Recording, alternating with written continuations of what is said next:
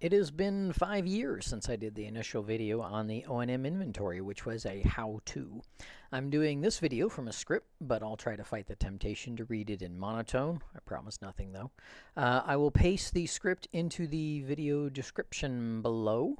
The how-to video from 5 years ago was followed by a video on how to use the O&M inventory to dispatch special education paperwork.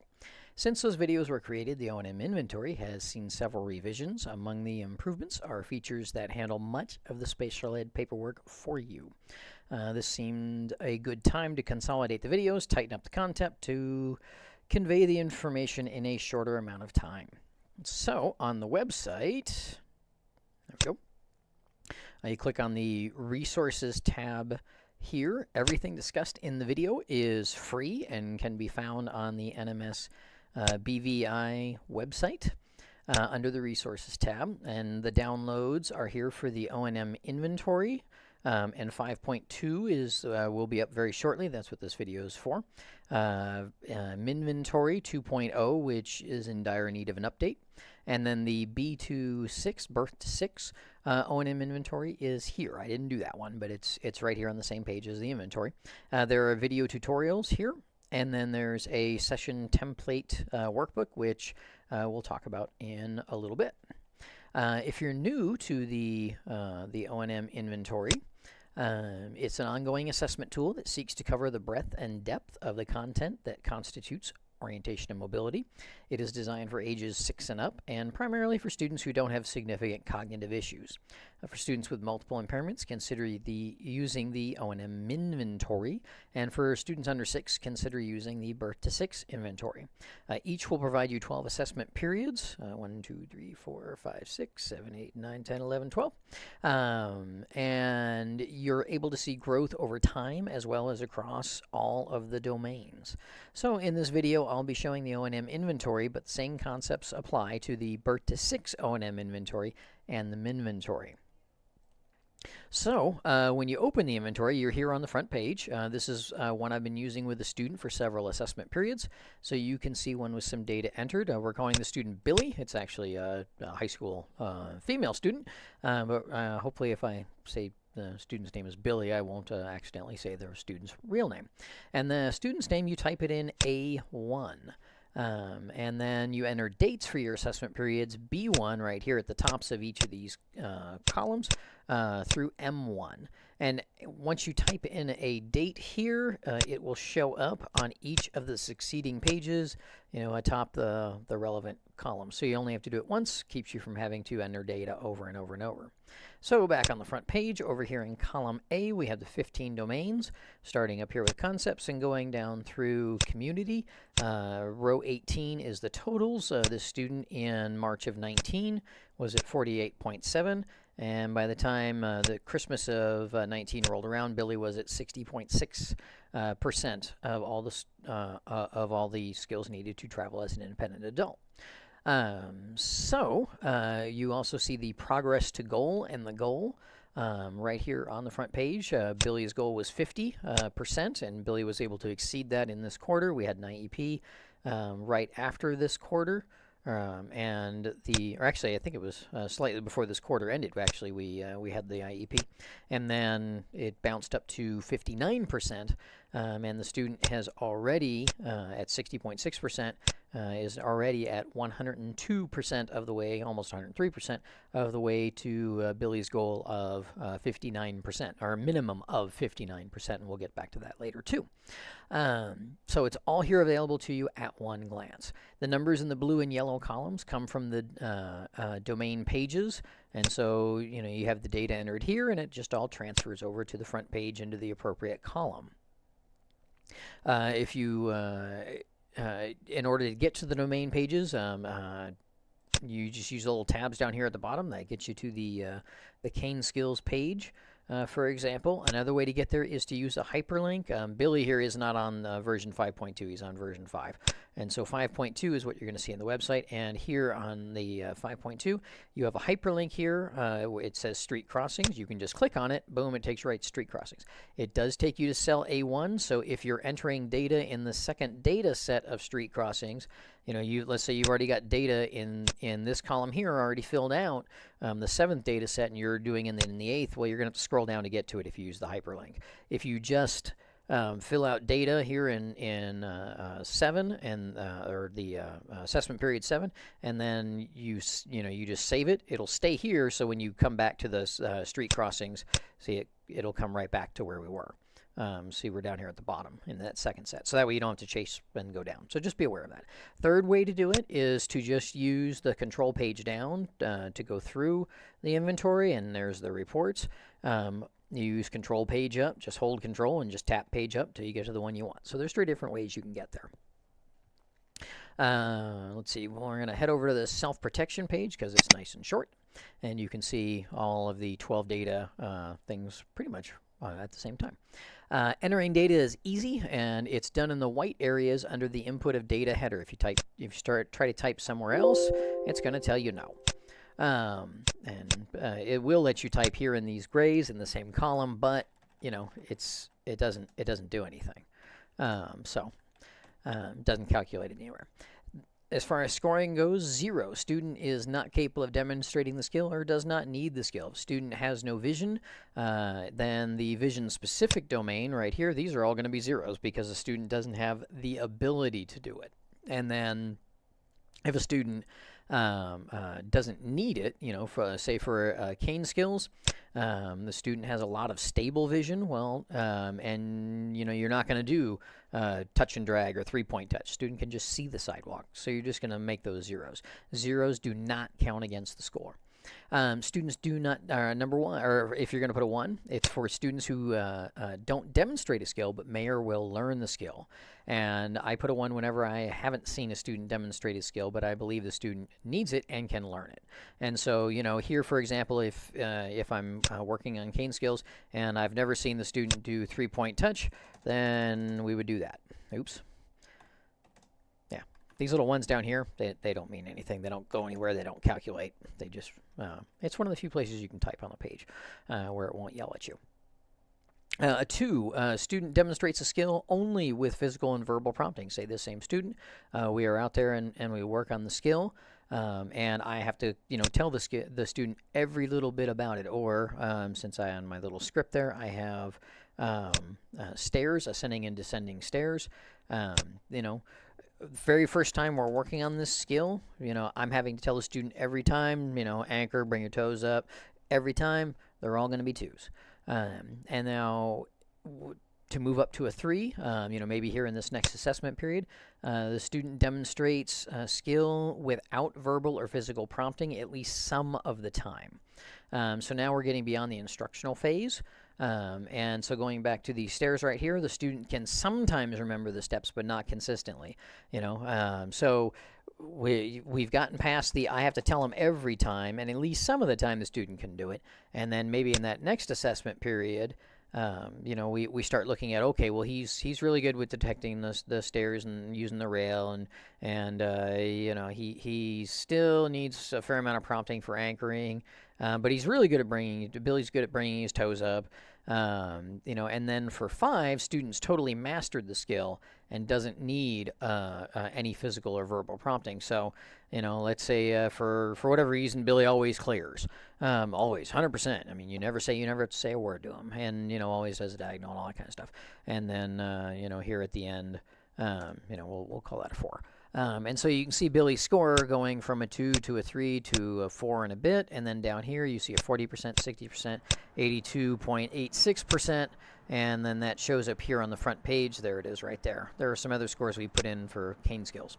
So in terms of the math, 1 is a 20%, 2 is a 40%, 3 is 60%, 4 is 80%, 5 is 100%. You can only enter numbers from 0 to 5.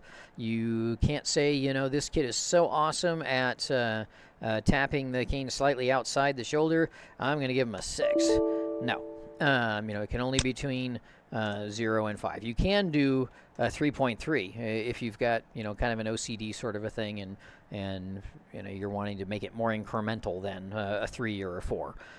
You can do it. It'll calculate it, calls it 66%, and then over here on the front page transfers that 66%.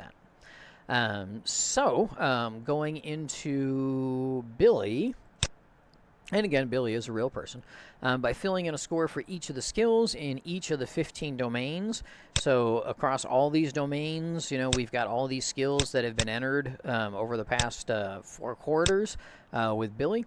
All the scores have transferred up here to the front. You can see right here, Billy doesn't have any vision because the vision-specific skills are all zeroed out. So just looking at the page, you can see something about Billy. Anyway, I update my inventories at the end of the quarter.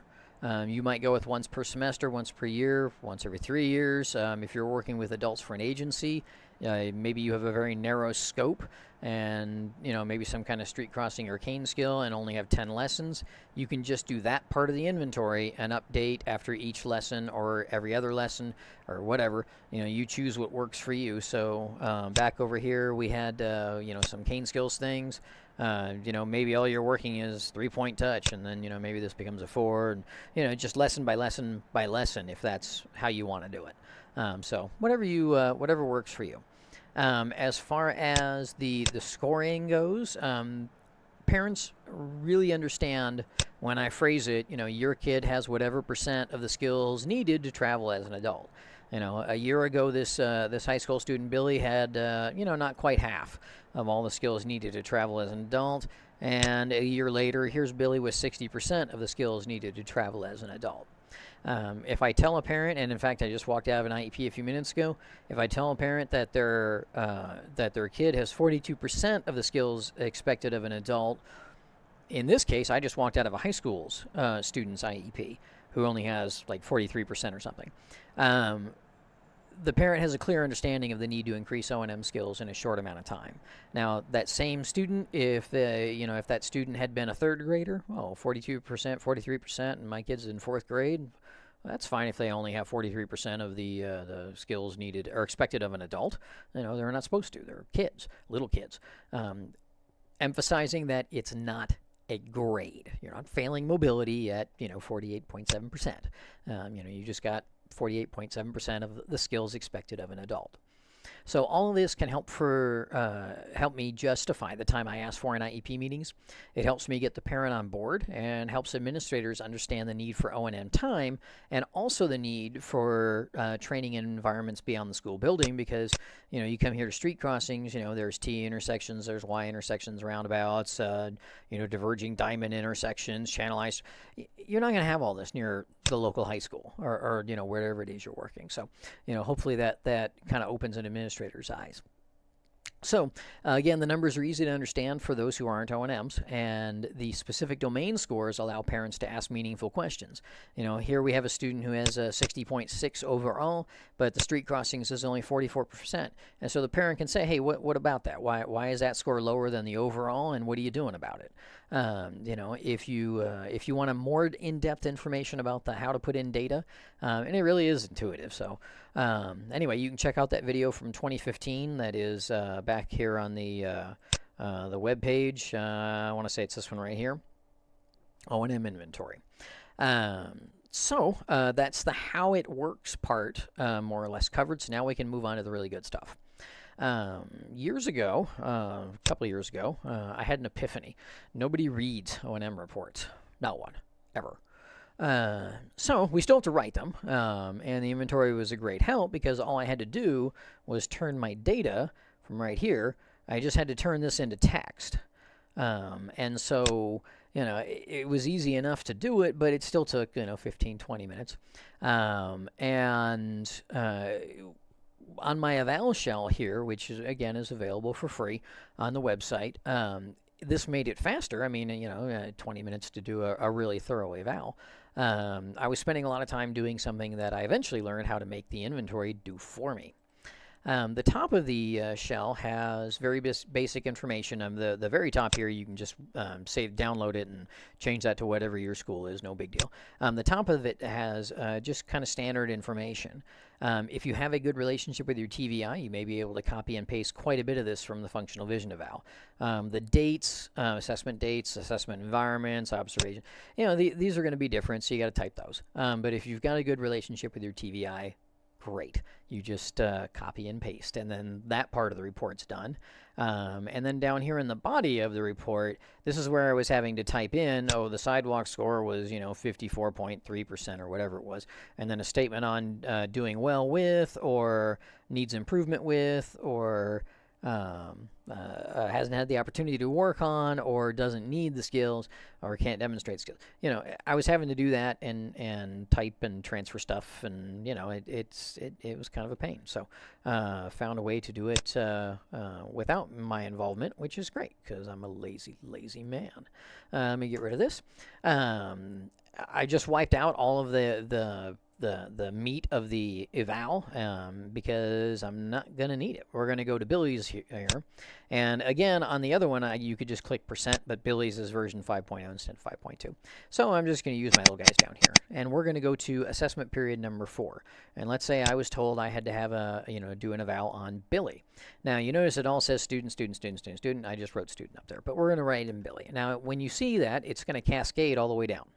In the new version, when you go to the reports, R1, you type Billy here in R1, A1, so the first report, A1, and not only does it cascade down here, it puts it in all the rest of them as well, because Billy is referring back to R1, A1, so, you only have to type in Billy once. Like I said, I'm a lazy man. So, with this in here, now what we're going to do is do the actual report piece. Now, there's all this yellow stuff here, and it's giving you directions. And all it's saying is just copy this stuff. So you start here in A3, and I'm just holding the left mouse button down, and I'm just going to go down to A100. And although it looks like there's stuff in the gray, there really isn't. So you only copy this stuff. So I just did a Control-C, and so I've copied that. And now I'm going to go back to my my evaluation.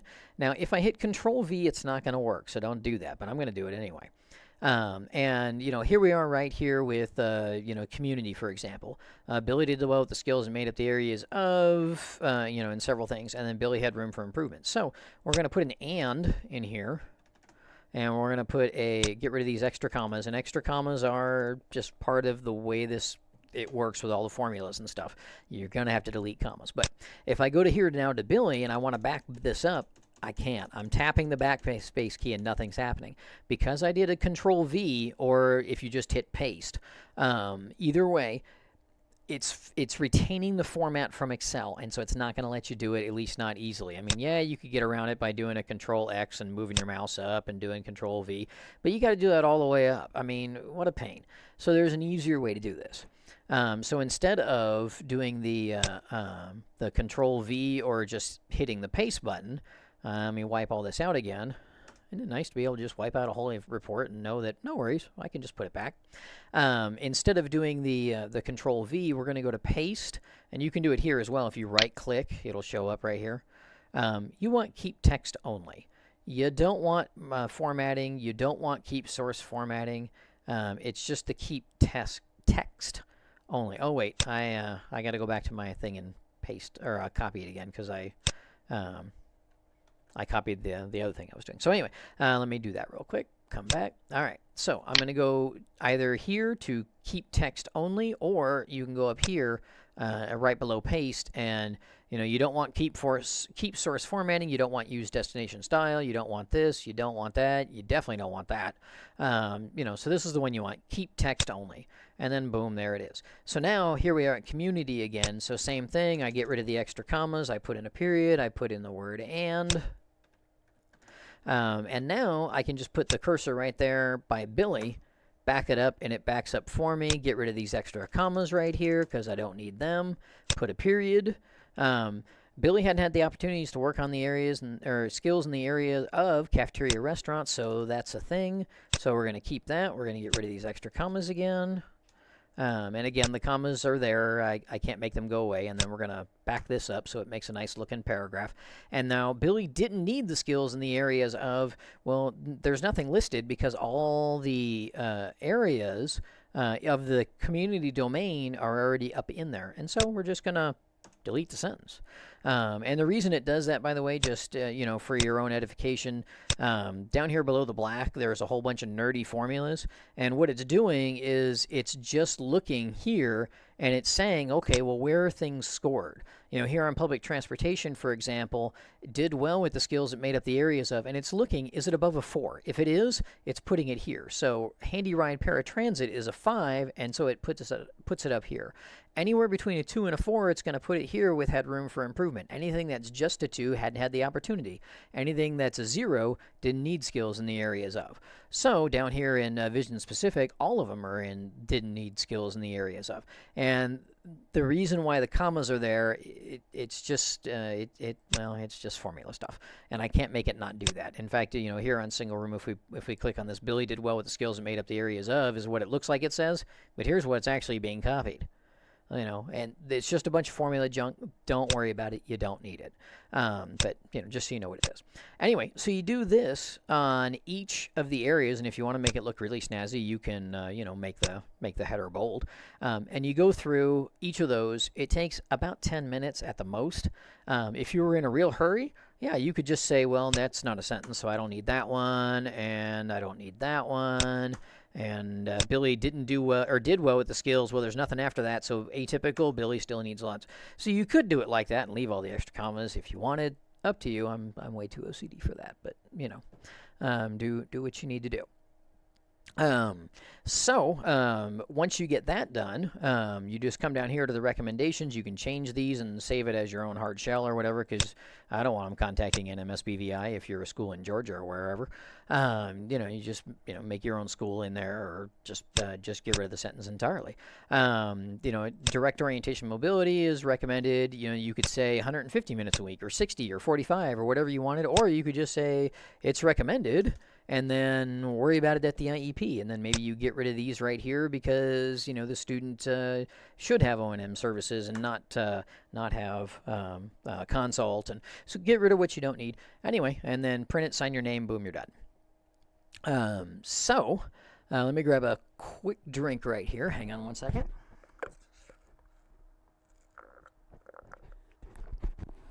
So,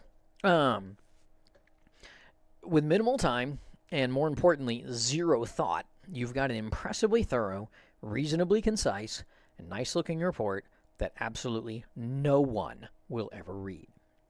And is this the end of the inventory's beneficence? Why, no! Since no one's going to read your PLEP's strengths, goals, concerns, or progress reports either, the inventory does them too. So, we'll come back over here to Billy. And right down below where the report is, starting in A111, we have present levels, strengths, concerns, goal, progress report. So let's go ahead and do the present levels here. And so let me find that thing we were working on there. Here, I'll just put this one here. Why not? That's my email address, by the way, rlater@nmsbvi.k12.nm.us. Yes, it is kind of a train wreck, but it is what it is. All right, so here's Billy's progress report. I'm sorry, Billy's PLEP, rather, not his progress report. Billy did well with the skills that made up the domains of concepts. Put an and here. Movement. Get rid of all the extra commas again, because, you know, commas. It was either have too many commas or have no commas, and if I had no commas, then you have to remember to put them in. It's easier to put things in than take them out. So, just getting rid of some commas. There we go. And community. So, and then Billy hadn't had the opportunity to work on the skills that made the domains of, but Billy's had an opportunity to work on all the domains so far, so I can wipe that out. Billy had no need for the skills that were made up the domain of, and by the way, on 5.2, I did make this an S in parenthesis to make it a little more grammatically correct. But anyway, there's Billy's PLEP. Now, for here we go, strengths, when you're doing that in the IEP paperwork, come back to here, and let me copy the concerns one as well. Why not? Oops, wrong one. There we go. Concerns, and there we go. So there's his strengths, there's his concern. But you know what? They're the same thing as this. So you can either clean this up, or you could just recopy this if it was convenient for you, and then just paste. And there's Billy's strengths. And then for Billy's concerns, you would just do this, and the only thing you would not copy is the part about the no need for, because that's not a strength or a concern. So you can either clean this up manually, or if it's easy for you to cut and paste or copy and paste from your IEP form, great, just do that. Whatever's easiest. I mean, again, why spend time, effort, or thought on any of this? Like I said, nobody's ever going to see it. Or that, no, I shouldn't say nobody's ever going to see it. Nobody's ever going to read it. For a goal, Billy will demonstrate improved skills and orientation mobility by increasing the score on the O&M inventory from 60.61% to a minimum of 66% by the next annual review date. Let's see. So let me come up here to Billy's front page. Oh, wait, let me copy this first. So going back to the front page here, there's our 60.61. All it did was round that up to 61% and add 5%. So if you don't want the goal to be 60%, maybe you want it to be 63%. Maybe all you're going to do is street crossings. Maybe you want it to be 73% because you and Billy are going to crush it this year. Whatever. I mean, you make it whatever percentage you want. There is a way to kind of figure out, to estimate using the inventory. Basically, all it involves is going into the domains and changing the ones here in the last one you've done. Like 60.61, and let's say we are going to I don't know. All we're going to do is self-protection. So 60.61 is where Billy is now, and then you just got to make sure you don't hit save. And we are going to crush these things right here. For some reason, we're going to ignore everything else. We're just going to keep that, kind of the same. So what do we do? Guided travel and self-protection. We're going to make those 100%, and that's going to get us to 67.9. So maybe we make our goal 68%. So you can do it that way. However it is you decide to do it, I just estimate about 5% per year. My kids usually make a little more than that, but I say a minimum of, so I don't have to come back to IEP, because I hate IEPs, because, it's just, not fun. So for the goal, that takes care of that. But now for the progress report at the end of the quarter, all I do at the end of the quarter is, since I do all my data, I copy this page and I print this page off. When you print this page off, by the way, it will only print off this page unless you change this and say print entire workbook. Don't print the entire workbook. It's like 150 pages, and most of it's junk that nobody's ever going to understand what it is or care. Just print off the front page, and that's what it comes to automatically, is print active sheet, and it'll just print the one page. And it says down here, page 1 of 1. If it says 1 of like 115 or something, that's a problem. Then you just say page 1 over here. But it shouldn't. It should always come back to this thing where it's just page 1 of 1, and it's only going to print the active sheet, which is the front page. So that's it, the one you're on. So just get on this page, hit print. So I make a copy of this, and then coming back here, progress report right here, and you can do a Control V on this if you want to. Didn't work. Maybe because I made some changes to it. But let me copy that again, and then I'm going to go back to my progress report. I put it on your progress report in your IEP paper or whatever. Let me move this down a little bit so it's easier to see. Please see the attached chart, which was that front page. Over the previous grading period, Billy increased the score on the O&M inventory from 55.38% to 67.93%, which is right here. 67.93% right here, 55.38 rounded up to 4, so 67.93 or whatever it was. So it's taking it right here. He's now 115% of the way to the goal of 59% is what it'll say. Is now 115% of the way to the goal of 59%. So it's just pulling it straight from the front page. Billy made gains in the domains of, and all this is doing is it's looking and says, is this number higher than this one? If it is, write it down. This one higher than, or this one higher than this one? Nope. Don't write it down. This one's higher than this one. Write it down. Yep. This one higher than this one. Nope. Don't write it down. So it's just checking that for you, so you don't have to think about it. You don't have to look at it. So then all you have to do is just come through and do the get rid of the excess comma thing, which, yes, the commas are the bane of my existence. But I did make some of these, like this little comma right here, I did take care of in the 5.2 version, so it is a little better. But, yeah, you will have to come take care of commas. Put your and community, my district, we have to put our initials in parenthesis, and boom, my progress report is done. I mean, it's copy, paste, clean it up, save it, go. I did all my progress reports earlier this week, and I think it took me like 20 minutes maybe for all of them. 20 progress reports, because I had already updated the inventories. Updating the inventories takes longer, but doing the progress reports doesn't take any time at all. So, the statement here, it's just the math turned into text, and with that last and current assessment totals and the goal and the percentages to get to the goal, it crunches all those numbers, lists the domains that saw progress, and you just need to get rid of those extra commas and put in the and a period. All right, so to bring this full circle, when I update my inventories at the end of the quarter, I pull up my session notes. Here we are. It says fake name session notes, and here we go. Billy is number 5. And these are actually real session notes, and it shows exactly how much time I owe these students for the rest of the year. And how many lessons it's going to take and how many weeks till they go green. And going green just means that I've met their time for the year.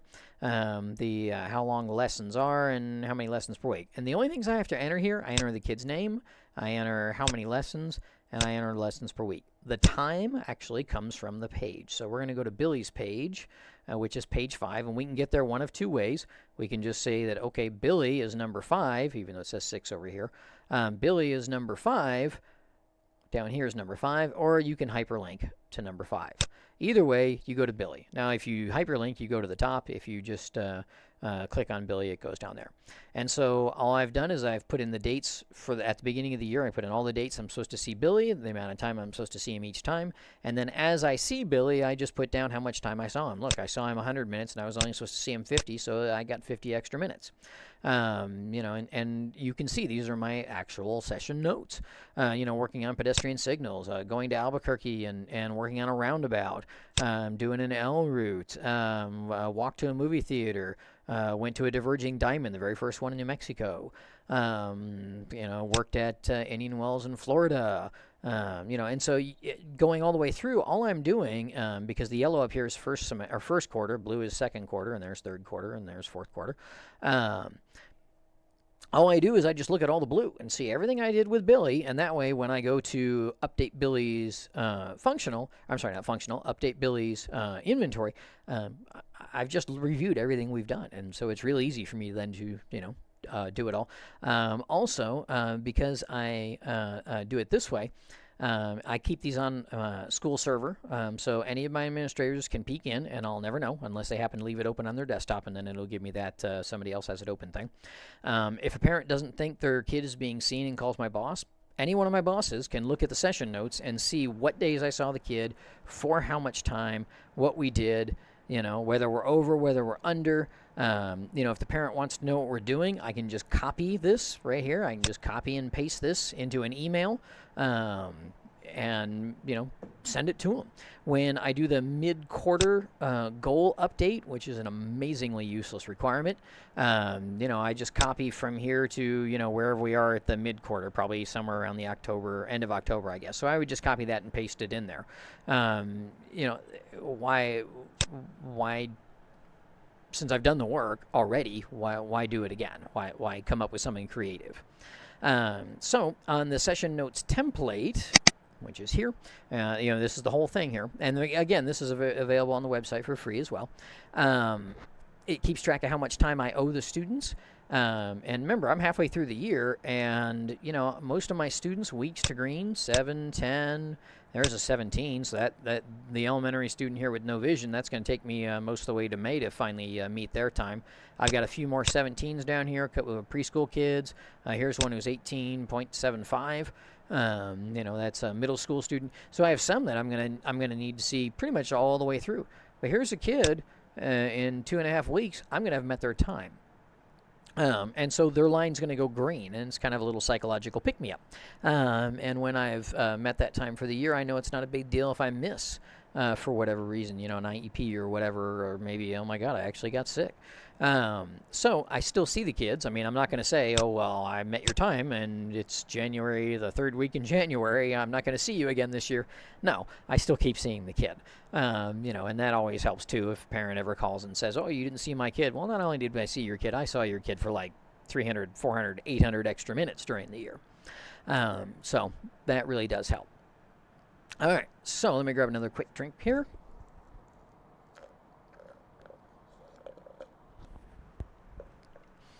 All right, so one last thing to consider is how the data can let you see how you and your program do across students. So let me find that again. Where did that go? I think it's on this one.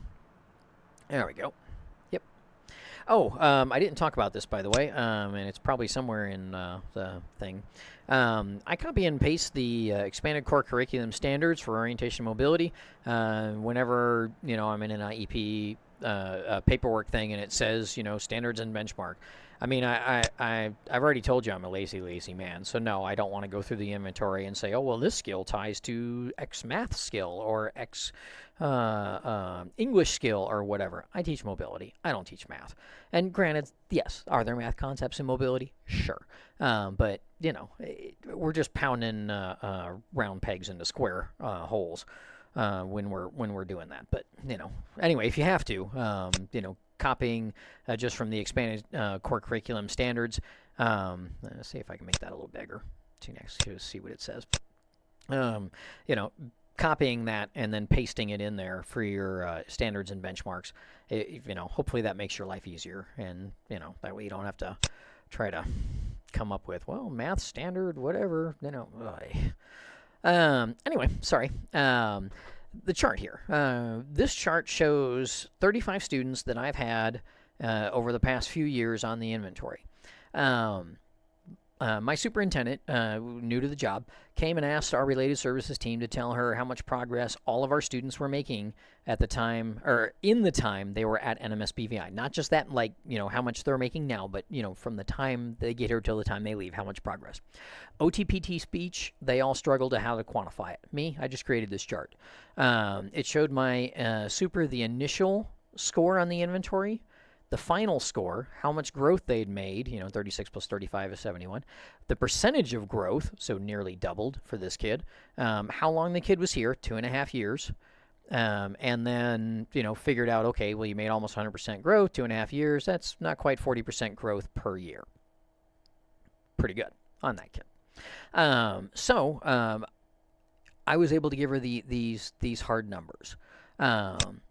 Now, these 35 students are divided into students with vision, the ones down here, and the students without visions, the one up here. And this really comes in handy. My students with vision come in about 10 points ahead. I mean, I averaged them here on the yellow line, 63% to, right about 53%. So they come in a little over 10 points ahead, okay? They're ending 71%, nearly 72, nearly 82%. So they're ending with my kids with no vision catching up some, 10%, or I'm sorry, about 13% when they got here, about 10% when they leave. So with this information, I can have programmatic discussions with my administrator. This is why I see my kids with no vision for so much more time than I see my kids with vision. Here's the justification right here. I'm keeping them from falling farther behind. They're coming in behind. I'm keeping them from falling farther behind. We're making up a little bit of ground. We're not making up all the ground. And so, to me, that says maybe more time is, in order for my kids with no vision. So, I can have that discussion on a programmatic basis, not just here's Billy and let me talk anecdotally about Billy and Billy's experience. I can talk to you about 18 kids with no vision versus 17 kids with vision. So a fairly even number of kids. They were here about the same amount of time. The kids with no vision, not quite 3 years. The kids with vision, just over 2 years. So, they're within a semester or so. But being able to break it down, my kids with no vision make almost 17% progress, whereas my kids with vision make about 16% progress. So, I'm not doing wrong by my kids with no vision. They are making progress at the same rate as my kids with vision. In fact, just a smidge ahead of my kids with vision. But programmatically, I can look at the whole thing, and I can look at it over time, over years, not just this year, not just this kid. The inventory is the only tool that allows you this type of data compilation. So if you have any questions, again, you can shoot me an email. My email address is right here, rlater@nmsbvi.k12.nm.us. Hopefully this video is helpful to you. Leave comments in the comment section below. Any questions you have, you can email me. You can catch me in the comment section there on YouTube.